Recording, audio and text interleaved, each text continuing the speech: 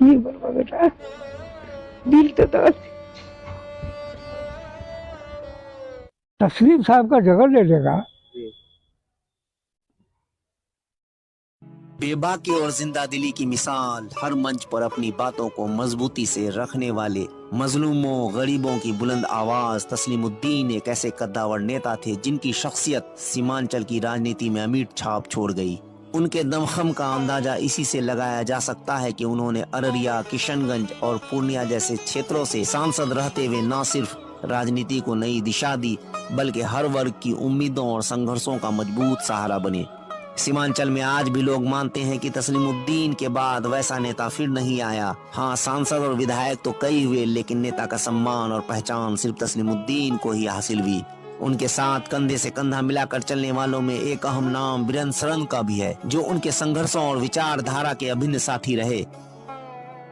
जुझारू तस्लीम साहब थे। तस्लीम साहब में सबसे बड़ी जो खूबी थी कि आप उनका विरोध किया तो आपको दुश्मन नहीं बनाते थे, लेकिन वो उसको मिलाने का हमेशा प्रयास करते थे कि विरोध किया ना, ठीक किया, उसको अच्छा लगा, उसको भी मिलाओ, विरोधी कम हो गया। बात दिमाग का बहुत तेज। तस्लीमुद्दीन साहब जैसा एक नेता अभी चाहिए मेरे तजुर्बे में। हमको तो कोई नजर नहीं आ रहा। तस्लीम साहब का जगह ले लेगा। ये 4 लाइन सल्तावन, उसका जीता जागता सबूत है मटियारी में। ओवरब्रिज बना हुआ है, लेकिन उस पार जाने के लिए, इबादत के लिए सुरंग बना हुआ होगा।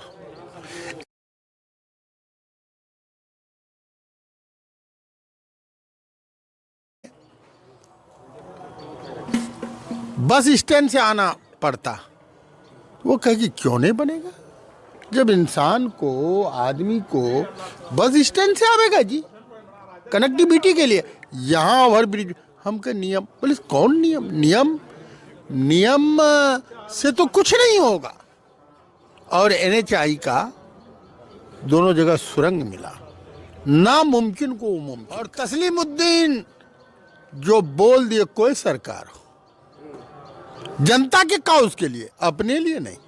अपने तो वो जितने दिन से रहे, वो दिल्ली में मकान होता, पटना में मकान होता, कहाँ नहीं होता। अपना बस वही एक कुर्ता पजामा और सब कुछ जनता के लिए।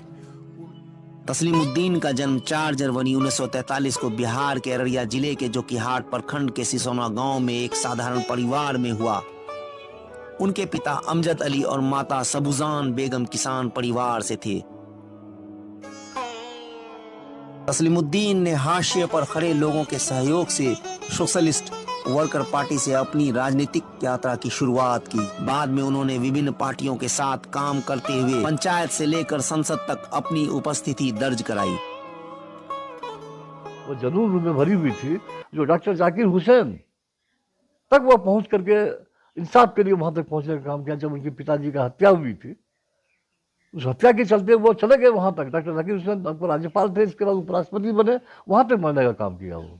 और जाके डायरेक्ट मिले उनसे बेहिचक, और जा करके वो सारी बातों को रखे उनके सामने। और वही हुआ, उसी का देन हुआ जो वो बेहिचक बोलने का काम, जो करने का काम किया। डॉक्टर जाकिर हुसैन साहब हमारे इस बहादुरी को देखते हुए उन्होंने कांग्रेस वालों को कहा करके मदद किया और उनको टिकट मिल गया आसानी से। तो कांग्रेस का टिकट इतना आसान से नहीं मिलता था उस पीरियड में, एक साधारण सा आदमी, और उसको टिकट मिल गया। और मजफ्ता लड़े और काफी बहुमत से जीते। जोकीहाट प्रखंड का नाम जोकीहाट के रूप में मिला जाता है, सिसोना जोकीहाट। यह दिन बाबू तस्लीम साहब का है। अपने पीरियड में जोकीहाट में जो आज हाई स्कूल का रिजल्ट देख रहे हैं, फील्ड देख रहे हैं, कॉलेज देख रहे हैं, या जो भी सामान देख रहे हैं। आइए नजर डालते हैं तस्लीमुद्दीन के राजनीतिक सफर और उनकी चुनावी सफलता पर, जो उनकी जनसेवा और सीमांचल के विकास के प्रति उनके समर्पण की कहानी बयां करती है। 1959 में राजनीति में कदम रखते हुए उन्होंने सरपंच का पद संभाला। 1964 में मुखिया के रूप में उनकी सेवा ने उन्हें और मजबूत आधार प्रदान किया। 1969 में पहली बार जोकीहाट विधानसभा सीट से कांग्रेस के टिकट पर चुनाव लड़ा और 18,747 वोटों से जीत हासिल की। उन्होंने भारतीय जनसंघ के सत्यनारायण यादव को 8,582 मतों से हराया। 1972 में निर्दलीय उम्मीदवार के रूप में 33,038 वोट पाकर जोकीहाट विधानसभा से लगातार दूसरी बार जीत दर्ज की। 1977 में जनता पार्टी के टिकट पर 25,544 वोटों के साथ जोकीहाट विधानसभा सीट पर जीत हासिल की। 1980 में जनता पार्टी सेकुलर के टिकट पर अररिया विधानसभा सीट से 26,665 वोटों से विजय प्राप्त की। 1985 में जोकीहाट विधानसभा सीट से जनता पार्टी के टिकट पर 44,046 वोटों के बड़े अंतर से जीत दर्ज की। 1989 में पूर्णिया लोकसभा सीट से जनता दल के टिकट पर 1,77,159 वोटों के भारी अंतर से जीतकर पहली बार लोकसभा पहुंचे। 1991 में किशनगंज लोकसभा सीट से निर्दलीय उम्मीदवार के रूप में चुनाव लड़ा, लेकिन चौथे स्थान पर रहे। लोकसभा चुनाव हारने के बाद उन्होंने सीमांचल क्रांति मोर्चा बनाया और क्षेत्र के मुद्दों को लेकर संघर्ष जारी रखा। 1995 में समाजवादी पार्टी के टिकट पर जोकीहाट विधानसभा सीट से 36,803 वोटों के साथ जीत दर्ज की।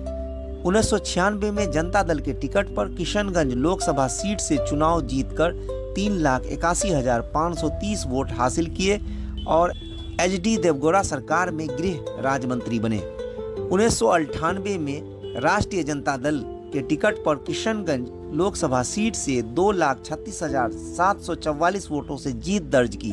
1999 में किशनगंज चुनाव में 2,49,387 वोटों के साथ दूसरे स्थान पर रहे। 2000 में किशनगंज विधानसभा सीट से 37,172 वोटों के साथ पुनः जीत दर्ज की। साथ ही वे भवन निर्माण मंत्री बने। 2004 में राष्ट्रीय जनता दल के टिकट पर किशनगंज लोकसभा सीट से 4,20,331 वोट प्राप्त कर भारी अंतर से जीत हासिल की। इस दौरान उन्होंने मनमोहन सिंह सरकार में कृषि मंत्री और उपभोक्ता मामले, खाद्य और सार्वजनिक वितरण मंत्रालय में राज्य मंत्री के रूप में अपनी सेवाएं दी। 2009 में किशनगंज लोकसभा सीट से 1,24,182 वोटों के साथ तीसरे स्थान पर रहे। 2014 में राष्ट्रीय जनता दल के टिकट पर अररिया लोकसभा सीट से 4,07,978 वोट प्राप्त कर बड़े अंतर से जीत दर्ज की और 16वीं लोकसभा के सदस्य बने। लोगों ने उनको गले भी लगाया, वो जीते भी। और 3 साल तक वो एमपी रहे। आपको जान के खुशी होगी, उस 3.5 साल में 180 किलोमीटर रोड हमने उनसे लिया और उसको बनवाया उस पीरियड में अपने 8-10 पंचायत में। उनको कई स्कूल्स में उन्होंने पैसा दिया, बहुत सारे कई मदरसों में पैसा दिया उन्होंने मेरे इलाके में, बड़े बड़े मदरसों में। और बहुत सारे बच्चे को वो स्कॉलरशिप के तौर पर मदद भी करते थे। तस्लीमुद्दीन जोकीहाट और अररिया से विधायक और सांसद रहते हुए उन्होंने राजनीतिक, सामाजिक और शैक्षणिक क्षेत्रों में बड़े बड़े कार्य किए। अररिया कॉलेज, मिलिया कॉलेज और जोकीहाट किसान कॉलेज की स्थापना में उनका महत्वपूर्ण योगदान रहा। प्राथमिक विद्यालय को उच्च विद्यालय में परिवर्तित कराने में उनका अहम योगदान रहा। इसके अलावा वे एक इंजीनियरिंग और पॉलिटेक्निक कॉलेज लेकर आए जो वर्तमान में कुशियार गांव में स्थित है। मेडिकल कॉलेज के लिए कुजगमा के आसपास जमीन अधिग्रहित कराने का काम शुरू किया गया था। इसके अलावा स्वास्थ्य मंत्रालय से भी स्वीकृति दिलवाई गई थी। गलगलिया अररिया रेलवे लाइन की शुरुआत भी तस्लीम साहब की देन है। साथ ही अररिया मधेपुरा रेलवे लाइन के लिए जमीन अधिग्रहित कर ली गई है और इसका काम भी शुरू हो चुका है। इसके अलावा सीमांचल एक्सप्रेस जोगबनी टू दिल्ली की शुरुआत भी उनके बड़े कार्यों में एक मानी जाती है।